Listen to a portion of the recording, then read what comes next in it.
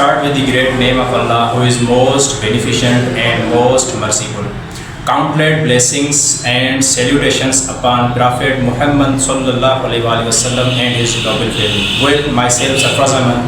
Today I am here in front of you with a new topic, which is diabetes mellitus. Before starting my presentation, I would be thankful to Sir Akbar Hussain, who has given me a chance to deliver my topic in front of you. So, okay, what is diabetes mellitus? If we go in the previous time, like in 1550, the scientists in their time were naming diabetes mellitus as wasting disease, because in their time there was polyuria to the patients, and the muscles of their own as well as the fat were breaking down into ATP for their daily usage. So in their time there was not such technologies in which they directly measure, directly assume, directly tell the threshold, the capacity of the diabetes in a value form, number form. So diabetes mellitus is a progressive chronic metabolic disorder. It affects metabolism, especially carbohydrates. Also there is issue in proteins as well as fats, but we are talking about the carbohydrates. Why this happens? This falls in two conditions. One is type 1 diabetes, in which the insulin is not being produced by the islets of Langerhans, including beta cells. Why? Because our own antibodies, our own immune system mistakenly attacks on the beta cells. Due to this, the insulin is unable to produce in a controlled amount. Normally, our beta cells produce insulin, and those are present in organ which is behind the stomach, named pancreas.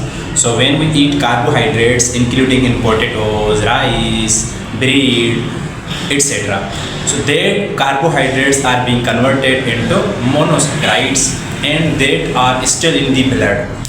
They have to transport via the glucose transporters 4 into the cells, but due to insulin deficiency, the glucose remains in the blood, which is not a good thing. Cells are not getting enough carbohydrates. There is no glucose, or if there is glucose but there is insulin deficiency.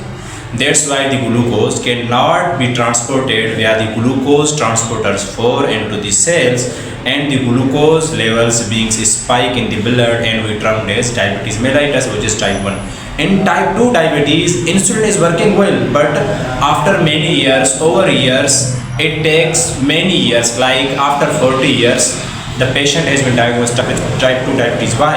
Because now the cells, the insulin receptors present on the cells are now become resistant to the insulin. Why? Because the fat disrupts the signals of insulin into the main classical symptoms of diabetes. We will say the three P's. Polyuria, we are urinating in excessive amount. Why? Because the glucose is in the blood. The glucose causes osmotic pressure, in which the all water goes to the glucose and we urinate, and this is named as polyuria.